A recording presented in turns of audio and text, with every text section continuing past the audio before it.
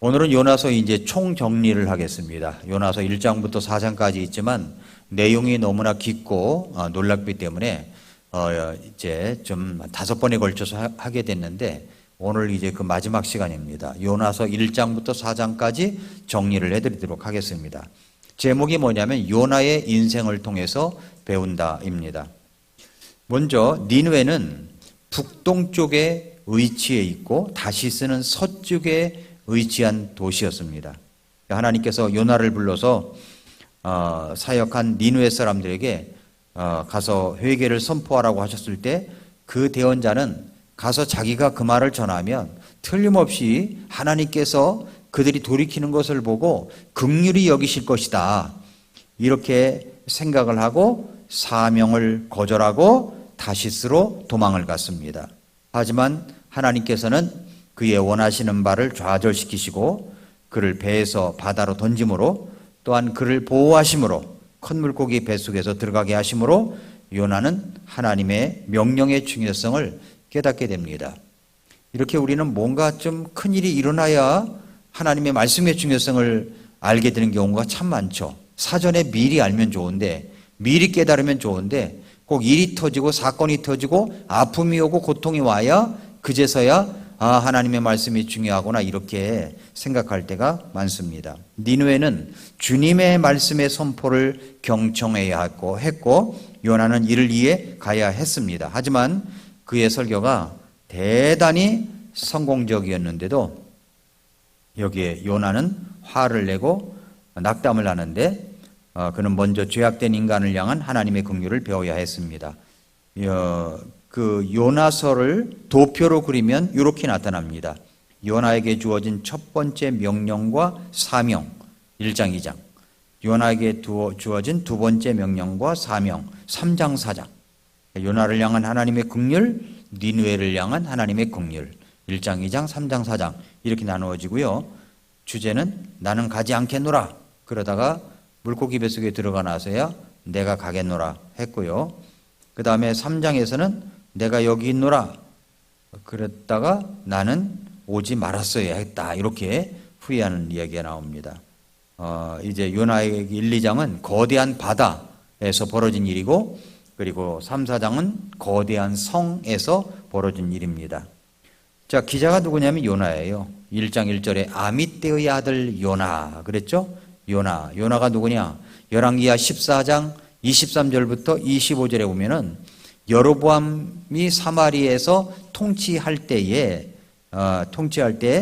여기 아미떼의 아들 요나에게 친히 하신 말씀대로 하는 이야기가 그 열왕기 하에 나옵니다. 여로보암 2세가 치리할 때 활동했던 그 대언자입니다. 그가 대언한 대로 이스라엘의 국경이 확장됐습니다. 그가 이제 누구라고 그랬냐면은 가드 헤벨 사람이라고 그랬어요. 열왕기하 14장 25절에 보면은 주 이스라엘 하나님께서 자신의 종 가드 헤벨 사람이라고 그랬거든요. 근데 가드 헤벨이 어디냐면은 갈릴리 남부라는 겁니다. 그러니까 나사렛에서 북쪽으로 5km 떨어진 곳이기 때문에 요나는 이제 그 북왕국 출신의 대언자이었음을 알 수가 있습니다. 요나가 갈릴리 사람이었기 때문에 바리새인들은 너도 갈릴리에서 왔느냐 하고 그랬는데, 여기에 유대 전통에 의하면 요나는 엘리야가 죽음에서 살린 사르밧 과부의 아들이었지 않았느냐, 이렇게 이야기하는 사람도 있습니다. 요나는 이스라엘의 여로보암 2세와 동시대 사람입니다. 그래서 엘리사 시대 이후와 아모스 호세아 시대 직전에 활동했던 대언자다라고 하는 겁니다. 여로보암 2세 때 이스라엘은 부흥과 번영의 기간을 누리고 있었습니다. 자, 요나가 활동할 즈음에는 아시리아의 이 잔혹성이 아주 극에 달했던 때입니다. 그래서 포로들에 대한 그들의 잔혹한 행위에 대한 생생한 묘사가 고대 아시리아의 문헌들이나 기원전 9세기에서 7세기 사이에 문헌들에서 많이 발견되었습니다. 니느웨 백성의 회개는 아마도 이제 아스루단 3세의 치리 기간에 일어났을 것이다. 역사적으로 그렇게 보고 있습니다.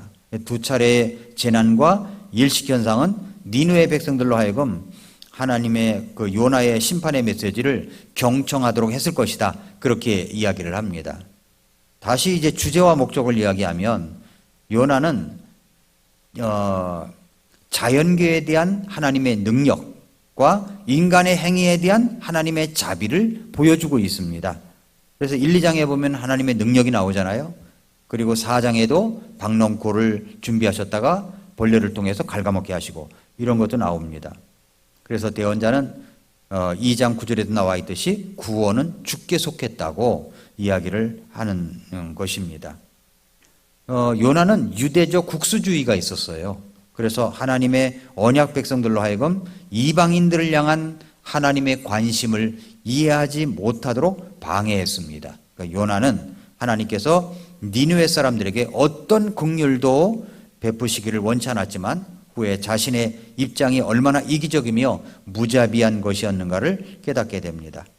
요나서의 핵심 뭐냐면 핵심 단어가 니느웨의 각성입니다. 핵심 구절은 2장 8, 9절, 4장 2절. 핵심 장은 3장. 요나서 3장은 온 니느웨 사람들이 하나님을 믿고 금식을 선포하며 하나님께 부르짖었고 역사상 가장 위대한 각성이었다라는 것을 기록합니다. 요나서를 예수님께서 언급하셨죠. 마태복음 12장 39절 한번 열어보세요. 마태복음 12장 39절부터 41절. 마태복음 12장 39절 41절. 신약 성경에서 요나를 예수님께서 인용하신 내용이 나옵니다.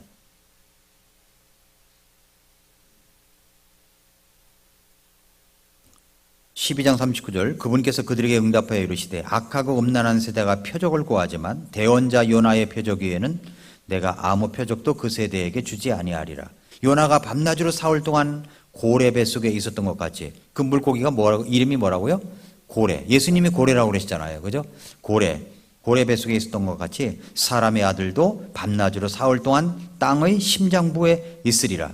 심판 때 니느웨 사람들이 이 세대와 함께 일어나 이 세대를 정죄하리니 이는 그들이 요나의 선포로 인해 회개하였기 때문이라. 그러나 보라 요나보다 더 큰 이가 여기 있느니라. 이렇게 말씀했습니다. 그러니까 요나의 경험은 바로 예수님의 죽음과 장사 그리고 부활을 예피한 것이다. 그러니까 요나의 표적 외에는 내가 보여줄 게 없다 말씀하셨기 때문에 바로 예수 그리스도께서는 요나의 그런 모습들이 바로 예수님의 모습을 이야기하고 있는 것이다 하는 겁니다. 요나서의 메시지가 뭐냐면 다른 대언서들과는 달리 요나서는 그 메시지보다는 그 메신저에게 중점을 두고 있어요. 그 메신저가 누굽니까? 요나죠. 히브리어 성경을 보면은 요나가 니느웨에 전한 대언의 메시지가 단지 5단어로 구성되어 있다는 겁니다. 5단어. 3장 4절에 이제 40일이 지나면 니느웨가 무너지리라. 이 말만 하고 내려온 거예요. 그러니까 강단에서 많은 말을 한 게 아닙니다. 이제 40일이 지나면 니느웨가 무너지리라.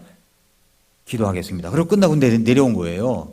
이거 얼마나 짧은 설교예요. 그러니까 5단어 가지고 설교했는데 그 설교를 듣고 온 백성들이 다 회개를 했다는 거 아닙니까? 놀랍죠? 요나는 이방인들에게 직접 보냄을 받은 유일한 대언자였으며 자신의 메시지를 감추려고 한 유일한 대언자이기도 했습니다.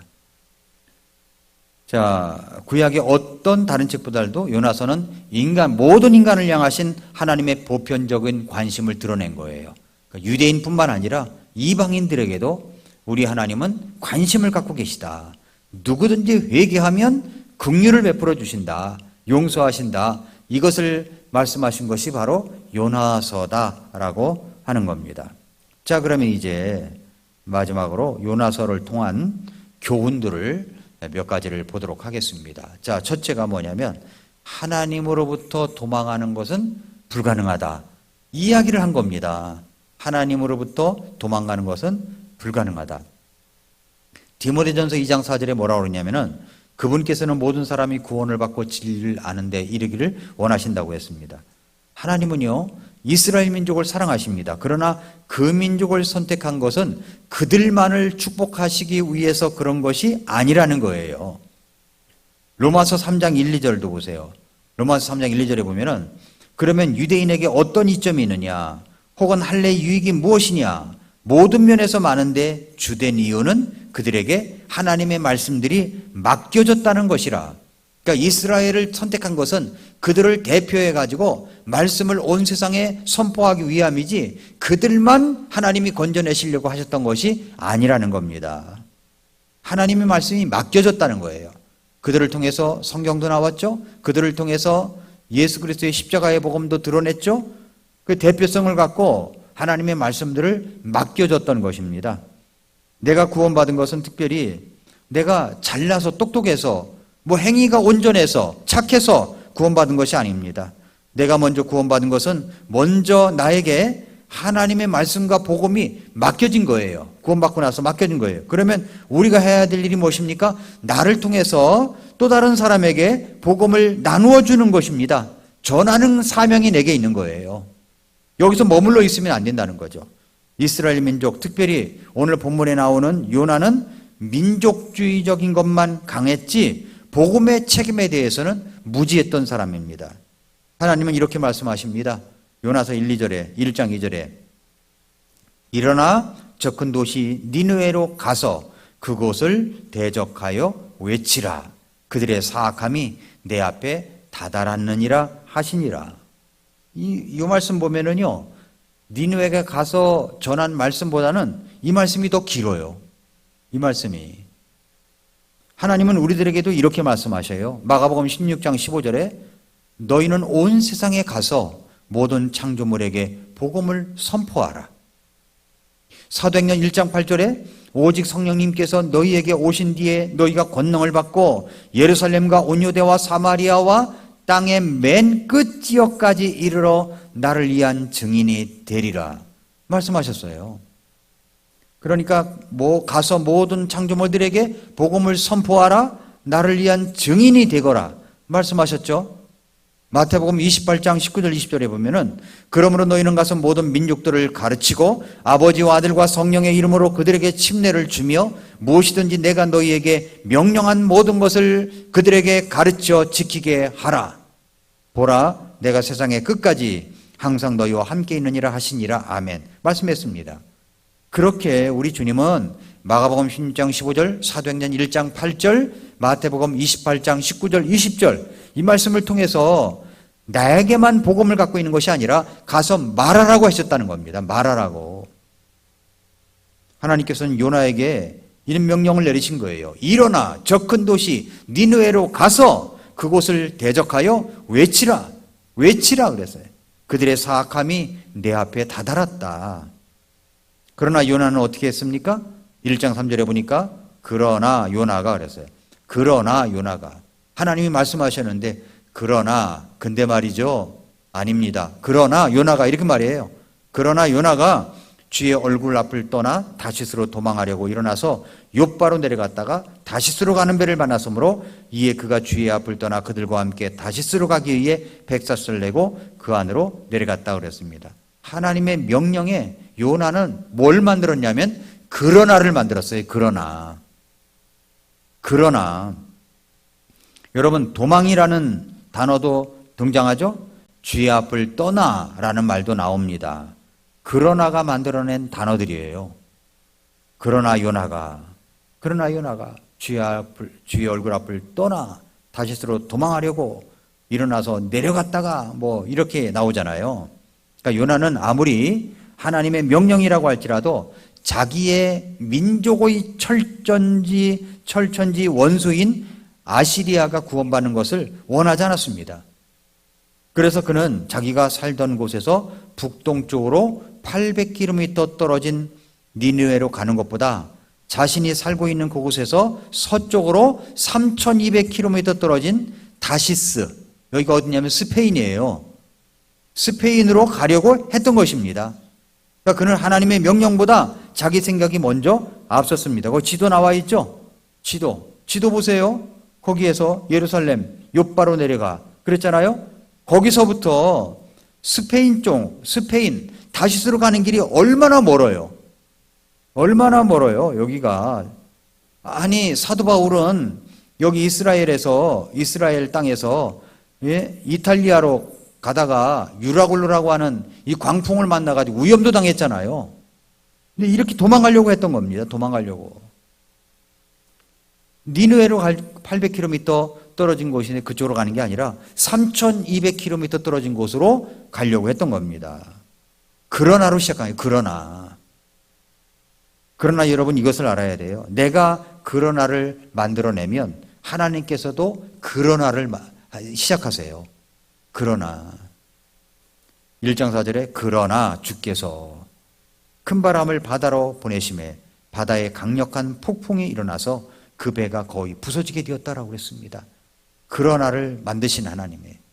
내가 그러나 하면은 하나님도 그러나를 만드시는 분이에요. 큰 바람을 내가 도망하는 곳인 바다로 보내십니다. 환경에 보내시죠. 큰 바람을 보내세요. 그냥 바람이 너무 세. 왜 이렇게 바람이 불지? 안 불던 바람이 불지? 웬일이지? 오늘 날씨가 안 좋은가 봐. 이렇게만 생각하면 안 된다는 거죠. 웬 바람이지? 내가 이렇게 했더니 큰 바람이 부네? 생각을 하라는 거죠. 그 바다, 환경, 내가 있는 곳에 강력한 폭풍이 일어납니다. 내가 거하는 곳이 다 부서지게 돼, 부서지게. 나의 불순종 때문에 일어나는 일이 있다는 겁니다. 불순종이라. 그러나를 만들어낸 것이 불순종이죠. 그러나를 만들어낸 것이. 내가 있는 환경에 역풍이 일어난다는 겁니다. 역풍이. 애매하게도 선원들이 죽음의 위기 속에 처해지게 됐습니다. 그래서 5절을 보세요. 5절을 보면은 이것은 1장 5절에 이에 선원들이 두려워하며 저마다 자기 신에게 부르짖고 또 배를 가볍게 하려고 그 안에 있는 물건들을 바다로 던졌으나 요나는 배전으로 내려가 눕고는 깊이 잠이 드니라. 아니 사람은요 뭔가를 잊어버리려면 이게 잠으로 도피하는 사람들이 있어요. 잠이 많은 사람들은 뭔가 도피성이 있는 사람들이, 잠이 많은 사람들이. 선원들의 두려움이에요. 그래서 요나는 어떻게 했어요? 요나는 선원들은 죽음에서 살아나려고 자기 신들을 부르고 배를 가볍게 하려고 노력을 하는데 요나는 여기 배전에 내려가서 잠을 자고 있습니다. 그러니까 두려움과 죄책감이 있으면요 도피 중 하나의 방법이 잠을 많이 자는 겁니다. 잠을 많이 자요. 6장에 그랬잖아요. 6절에 잠자는 자여 이것이 무슨 의도냐? 일어나 네 하나님을 좀 불러봐라. 너 하나님 믿고 있다며. 혹시 하나님이 우리를 생각해 주시면 우리가 망하지 아니할 수도 있다. 불러봐라. 그들은 망하지 않는 방법을 뭐라 하냐면 하나님을 찾는 것이라고 생각하고 있던 거예요. 아무리 해도 안 되자 이 재앙의 필연 어떤 사람 때문에 온 것 같은데 우리 중에 제비를 뽑아 그 사람이 누군지 밝혀내자 이렇게 또 이야기를 했습니다. 그래서 7절에 보니까 제비를 뽑으니까 요나에게 떨어진 거예요. 요나에게. 8절 말씀에 보면은 이에 그들이 그에게 이르되 원하건대 이 해악이 누구로 인해 우리에게 닥쳤는지 우리에게 말하라. 네 직업이 무엇이냐? 어디서 왔느냐? 네 나라는 어디냐? 어느 나라 백성이냐? 그러자 9절에 뭐라고 그랬어요? 9절에 보니까 그가 그들에게 이르되 나는 히브리 사람으로 바다와 육지를 만드신 주 곧 하늘의 하나님을 두려워하노라 하니라 라고 했습니다. 그래서 이제 8절에 그런 거 아니에요. 너 불어 그런 거예요. 불어. 말해봐. 불어라 요나야. 그러니까 9절에 보니까 요나가 불고 있잖아요. 바깥에는 바람이 불고 그렇게 불고 있습니다. 그래서 나는 이제 히브리 사람이다. 내가 하나님 앞을 떠나 도망한 것을 알고는 심히 두려워하여 이제 그가 이제 주의 얼굴 앞을 떠나서 도망한 것을 이 선원들이 알고는 너무 두려워해가지고 너 어떻게 해서 그렇게 했느냐. 오히려 믿지 않은 사람들이 믿는 사람들에게 핀잔을 주는 경우도 있어요.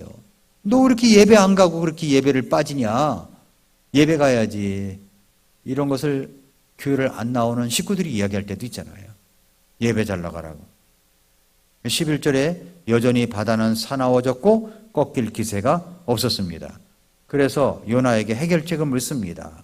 이 어떻게 해야 우리 이 바람이 잔잔해지겠느냐? 12절에서 요나는 해결책을 알고 있었어요. 자기 때문이라는 거를. 나를 들어 바다에 던지라. 그러면 바다가 너희를 위해서 잔잔해지리라. 나로 인해 이 큰 폭풍이 너희에게 닥쳤음을 내가 아노라. 그러니까 그 폭풍이, 바람이 부는 것이 왜 부는가를 알았던 거예요. 알고도 그냥 배창 밑으로 내려가서 잠을 잔 겁니다. 알고도 잊어버리려고. 그래서 자신을 바다에 던지라고 이야기합니다. 그래서 선원들이 그래 일로 와봐 그래가지고 집어 던진 게 아니에요. 그렇게 안 해보려고 노력을 굉장히 많이 했었습니다.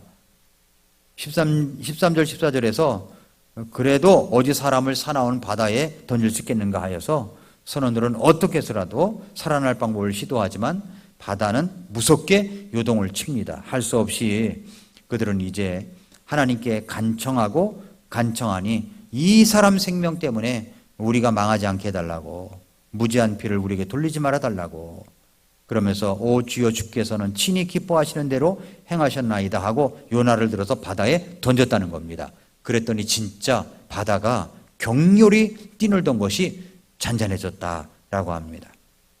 자, 여기서 우리가 알 수 있는 게 뭐예요? 도망가도 소용없다는 거예요.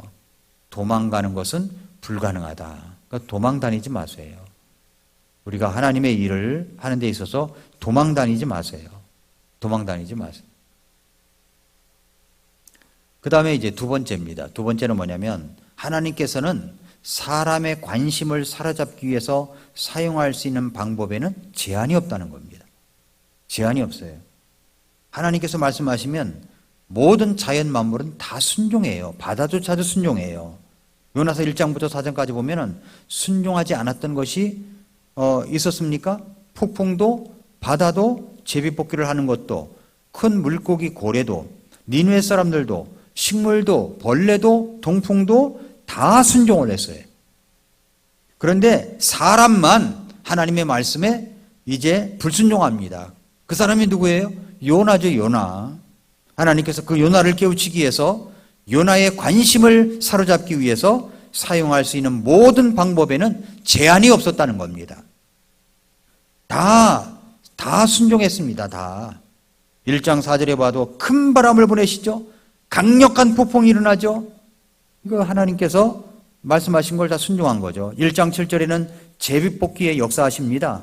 1장 15절에는 이제 요나를 집중하고 있다는 사실을 이제 증명하는 거죠. 하나님이 요나를 집중하고 있는 거라는 거를. 1장 17절에는 큰 물고기 고래를 준비해서 삼키게 하셨습니다. 이런 일, 그러니까 하나님께서 인간의 관심을 사로잡기 위해서 사용할 수 있는 방법에는 제한이 없다는 겁니다. 다 순종한다는 거예요. 그 다음에 세 번째는 뭐냐면 우리가 실패했어도 진실한 마음으로 회개를 하면 우리를 사용하신다는 것이 나오죠. 이게 2장의 내용 아닙니까? 2장의 내용. 요나의 회개가 길게 이어집니다. 그곳에 밤낮 3일을 있었어요. 밤낮 3일을. 엘리베이터가 고장이 나가지고 캄캄하게 몇 시간이라도 있어 본 적 있으십니까? 10분이라도 있다고 그러면 그게 얼마나 길게 느껴지겠어요? 3시간, 4시간이라면 얼마나 그것이 며칠같이 느껴지겠습니까? 그런데 물고기 뱃속에서, 캄캄한 물고기 뱃속에서, 거기 속에서 밤낮 3일을 있었습니다. 그곳 상황이 어떻습니까? 1절을 보면 2장 1절에 그때 요나가 물고기 뱃속에서 주자기 하나님께 기도하며 그랬어요. 어디서 그는 기도를 합니까? 물고기 뱃속이에요. 물고기 뱃속. 놀랍죠? 여러분 어디서 기도하십니까? 꼭 상황이 최악인 곳에서 기도하기를 원하십니까? 아니면 멀쩡할 때, 정말 내가 좋은 환경 속에 있을 때 하나님께서 말씀하시는 것을 순종하기를 원하십니까? 미련한 사람들은 꼭 최악의 상황에 가서야 거기서 기도를 해요. 이 요나가 그랬잖아요. 요나가 물고기 뱃속에 가서야 자기 하나님께 기도했다라고 이야기를 합니다. 자, 물고기 뱃속이 어떨까요? 들어가 보셨나요? 들어가 보셨어요? 이 들어가 본 사람에게 물어봐야 되지 않습니까? 요나에게 물어봅시다. 뭐라 그러냐면은 2절에 내가 내 고난으로 인해 그곳은 고난의 장소입니다. 내 고난으로 인해 2절에 보니까 지옥의 뱃속이라고 그랬어요. 지옥의 뱃속. 3절에는 깊음 속에 있다고 그랬어요. 또 3절에도 바다들 한가운데 던지셨다. 큰 물결과 파도가 내 위에 덮쳤다. 4절에 쫓겨났다. 5절에 물들이 나를 에워쌌다. 5절 혼까지 에워쌌다. 기품이 나를 둘러맞고 해초가 내 머리를 감쌌다. 6절 내 생명을 썩음해서 그 썩은 냄새가 나는 거예요. 그 속에서. 7절 내 혼이 내 속에서 기진할 때. 이런 상황이 되면 버틸 수 있는 사람이 있을까요? 그저 살려달라고 기도하지 않겠습니까? 그래서 요나는 물고기 뱃속에서 하나님께 기도하기를 시작했습니다. 기도 장소가 어디예요? 물고기 뱃속이에요. 하나님은 나를 물고기 뱃속으로 들어가게 하실 때가 있습니다. 아주 최악의 상황 속에 들어가게 하실 때가 있어요. 자발적이 아니라 내가 잘못함으로 말미암아 하나님의 뜻에 의해서 들어가게 하실 때가 있습니다. 그때 우리는 뭘 배우냐면은 진짜 기도를 배우는 겁니다. 진짜 기도를. 기도가 뭔지를 배워요. 그때 요나가 물고기 뱃속에서 주 자기 하나님께 기도했다고 그랬습니다. 하나님을 뭐라고 불러요? 주 자기 하나님께. 뭘 했어요? 기도했다고 그랬습니다. 기도. 2절과 10절 사이에는 주께서라는 말이 4번 나와요. 1장에서는 도망가는 요나를 봤다고 그랬죠? 그런데 거기에는 주께서라는 말이 없었어요. 2장에는 회개하는 요나를 봅니다. 여기서는 주께서라는 말이 자주 등장합니다. 그러니까 고통으로 들어가야 진정한 주께서를 알게 된다는 겁니다. 주께서를 알게 돼요. 요나의 입에서 1장에 가서 주께서 그런 말이 나왔습니까? 근데 고통으로 들어가 봐야 정말 주께서를 아는 거죠. 물고기 뱃속에서 깨달은 게 뭡니까? 진정한 자신의 모습을 보게 된 겁니다. 2장 2절부터 7절에 보면은 진정한 자기 모습이 보이는 거예요. 내가 내 고난으로 인해 주께 부르짖었더니 그분께서 내 말을 들으셨고 내가 지옥의 뱃속에서 부르짖었더니 주께서 내 목소리를 들으셨나이다 하면서 자기 자신이 보여진 거예요. 자기 자신이. 사람들은 너무 바빠가지고 자기 자신을 볼 시간이 없어요. 볼 시간이 없어요. 거울은 보고 머리를 빗고 치장을 하고 화장을 할 줄 알아도 하나님 말씀의 거울 앞에 서서 자신을 들여다볼 시간들이 없어. 그게 저 바쁘게만 살아가요. 바쁘게만. 자기 자신을 볼 줄 알아야 돼. 하나님이 일부러 어떤 상황 가운데 갖다 놔야 보는 게 아니라 날마다 아침마다 일어나서 자기를 볼 줄 알아야 돼요. 거울, 말씀의 거울 앞에 자기를 비춰봐야 됩니다. 말씀을 읽다 보면은 성령께서 나를 깨닫게 해주시는 것이 있거든요. 그러니까 말씀의 거울 앞에 내 자신을 봐야죠. 그리고 자신의 진짜 주님을 알게 되는 겁니다. 2절부터 10절에 보면은 자신의 진짜 주님을. 그리고 기도를 배우잖아요. 기도를 배우고. 그리고 감사를 배웁니다. 9절에 나는 감사의 목소리로 주께 희생물을 드리며 내가 서원한 것을 갚겠나이다. 갚겠나이다. 서원까지 했어요. 그 뱃속에서. 하나님 살려만 주신다면 저 니느웨로 가겠습니다. 하지 않았을까요? 감사도 배웠어요. 감사도. 또 서원을 갚겠다고 했죠? 내가 서원한 것을 갚겠나이다. 서원한 것을 갚겠나이다. 구원은 주께 속해 있습니다. 라는 사실을 깨닫게 되었습니다. 우리는 어떻습니까? 물고기 뱃속에 들어가서야 진정한 깨달음을 가질 때가 얼마나 많습니까? 왜 물고기 뱃속의 상황이 오게 되었을까요? 불순종 때문에 그런 거예요. 불순종 때문에. 불순종은 우리를 가장 고통스러운 상황으로 가게 할 수가 있습니다. 그런 요나를 하나님은 다시 한번 기회를 주시죠. 2장 10절에서 주께서 그 물고기에게 말씀하심에 그 물고기가 요나를 육지에 토하여 내니라. 얼마나 고통에서 벗어났으니까 얼마나 좋았을까요? 병원으로 치자면 중환자실에서 거의 중환자실에서도 아주 긴급한 환자를 돌보는 곳이 또 있어요. 그곳에서 나왔다는 얘기하고 똑같은 거예요. 사막에서 벗어난 상황이 아닙니까? 그런 상황과는 비교할 수 없을 정도로 정말로 아주 지옥 같은 곳에서 나왔을 겁니다. 깨닫고 서원하면 주님은 토하여 나오게 하십니다. 그 상황에서 나오게 하셔요. 내가 나오려고 애쓰지 않아도 고통스러운 상황에서 하나님은 나를 벗어나게 하신다는 겁니다. 이런 내용이 이제 우리가 교훈을 받을 수가 있고, 네 번째로는 순종은 사람을 살려낸다는 겁니다. 3장에 그런 내용이 나오잖아요. 순종은 사람들을 살려냅니다. 3장은 순종하는 요나를 보죠. 하나님은 요나에게 두 번째 명령을 내리십니다. 3장 2절에 일어나 첫 큰 도시 니느웨로 가서 내가 네게 명하여 선포하게 하는 것을 그곳에 선포하라. 1장에 있는 말씀하고 3장에 있는 말씀하고 똑같아요. 그러자 요나가 어떻게 했습니까? 1장에서는 도망을 갔지만 그러나 2장을 지나오니까 물고기 뱃속을 지나오니까 어떻게 해요? 2절에 3절에 이에 요나가 주의 말씀대로 일어나 그랬잖아요. 주의 말씀대로 일어난 거예요. 자기 생각대로 가는 게 아니라 주의 말씀대로 일어나 니느웨로 갔다 그랬습니다. 당시 니느웨는 사흘길을 다닐 만큼 심히 큰 도시였습니다. 순종하는 요나입니다. 순종하는 요나. 이와 똑같은 말씀을 언제 했었습니까? 1장이죠. 그런데 요나는 3장에 와서야 순종합니다. 고통은 우리를 하나님 앞에서의 삶을 살도록 해준다는 겁니다. 요나가 니느웨를 가서 외쳤던 말은 얼마나 짧은지 몰라요. 얼마나 짧은지 몰라요. 5단어라고 그랬죠.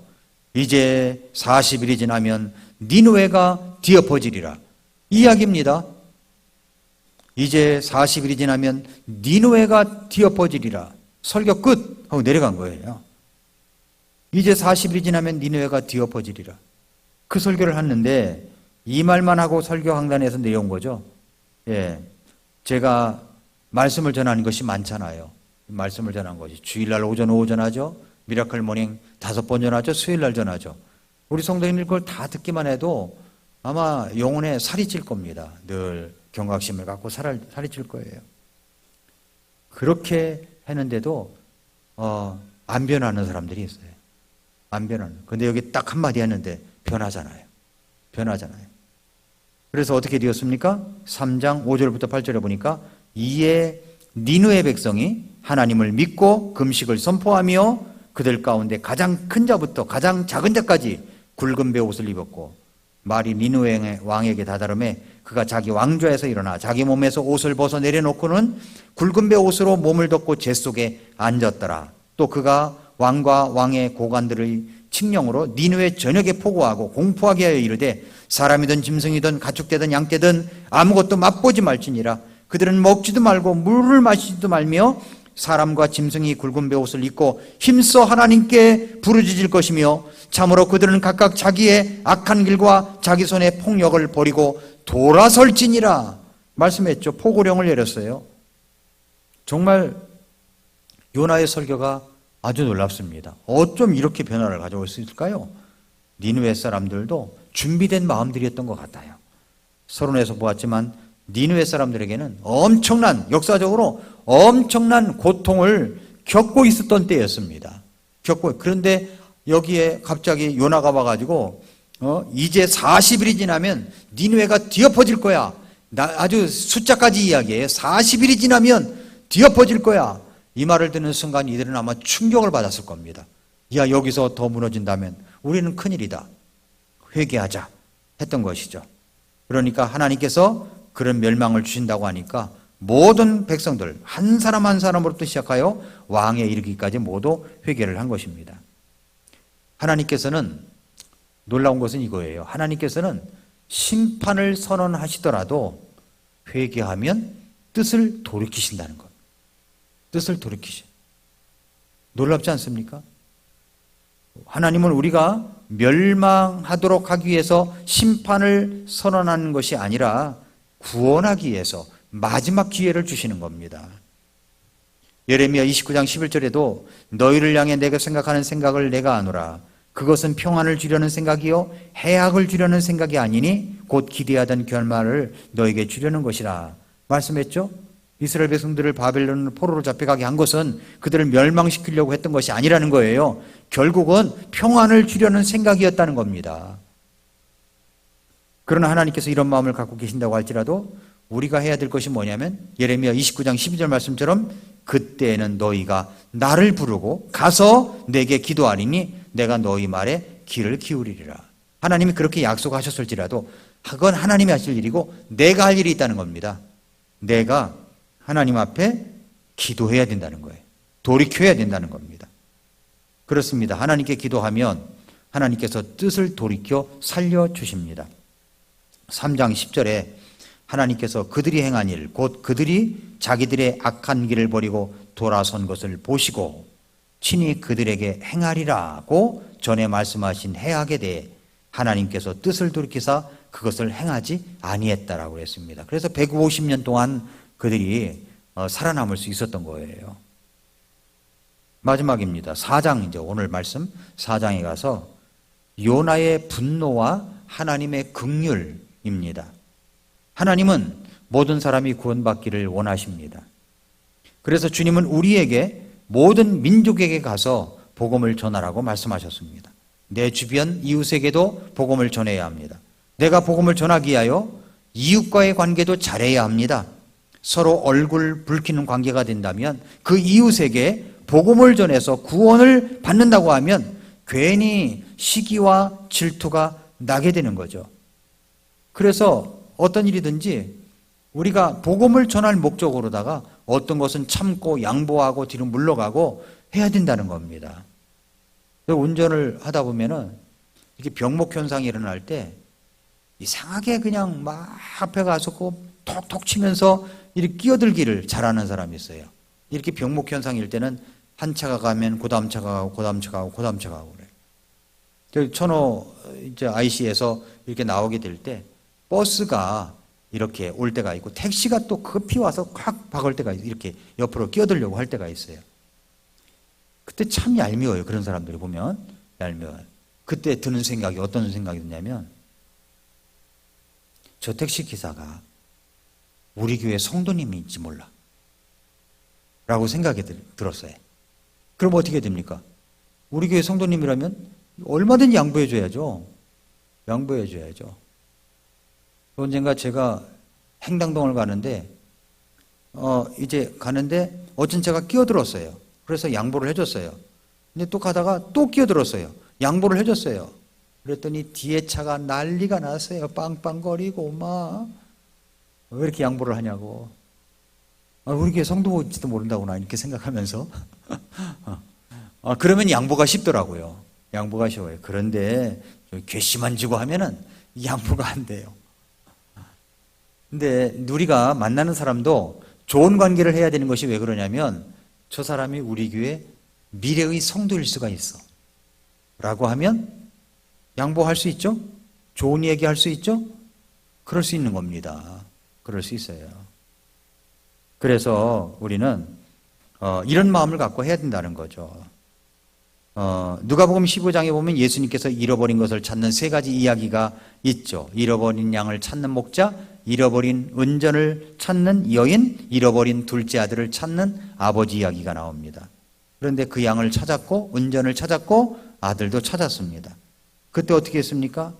누가복음 15장 5, 6절에 보니까 또 그가 그것을 찾으면 기뻐하며 그것을 자기 어깨에 메고 집에 와서 자기 친구들과 이웃들을 함께 불러 그들에게 이르되 나와 함께 기뻐하자 내가 잃어버린 내 양을 찾았노라.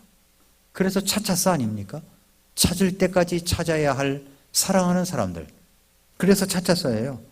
누가복음 15장 7절에 보니까 내가 너에게 이르노니 이와 같이 하늘에서는 회개할 필요가 없는 의로운 99사람보다 회개하는 한 죄인으로 인해 더 기쁨이 있으리라고 그랬습니다. 그렇습니다. 우린 이걸 알아야 돼요. 이 기쁨에 동참하는 성도인가 하는 겁니다. 기쁨에 동참하고 있습니까? 집 나간 둘째 아들이 거짓골을 해가지고 돌아왔을 때 아들을 기다리던 아버지가 아들을 안고 뭐라고 그랬습니까? 뭐라고 그랬어요? 목을 껴안고 입을 맞추면서 내가 아들이 하늘을 대적하여 죄를 짓고 아버지 아들이라 더 이상 일컬음도 받을 수가 없고 자격이 없다고 그랬을 때 아버지가 자기 종들에게 뭐라고 그러냐면은 가장 좋은 옷을 가져다가 입히고 손에 반지를 끼우고 발에 신을 신기고 살찐 송아지를 잡고 끌어모 잡으라. 우리가 먹고 즐기자 말이죠. 먹고 즐기자. 내 아들이 죽었다가 다시 살아났고 잃어버렸다가 찾았다. 그랬더니 그들이 같이 즐거워하면서 잔치를 벌인 거 아닙니까? 이 기쁨에 동참하는 성도가 돼야 돼. 그러려면은 사람을 살려내는 기쁨을 알아야죠. 살려내는 기쁨. 그런데 그 탕자의 형은 오히려 화를 내잖아요.